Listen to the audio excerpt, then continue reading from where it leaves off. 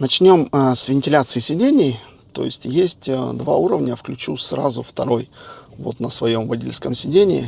И как быстро я ощутил, вот уже прошло буквально несколько секунд, уже у меня пошло ощущение холода по самой спине и по нижней ее части. То есть вентиляция начинает отрабатывать сразу.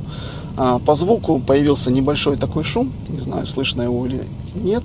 Ну, немножко шумят вентиляторы, и сразу появился эффект. То есть вентиляция в жаркий день здесь будет отрабатывать достаточно комфортно. Теперь попробуем включить подогрев. Я его включил. Я не чувствую какого-то дикого большого жара, но я чувствую, что начинает идти тепло.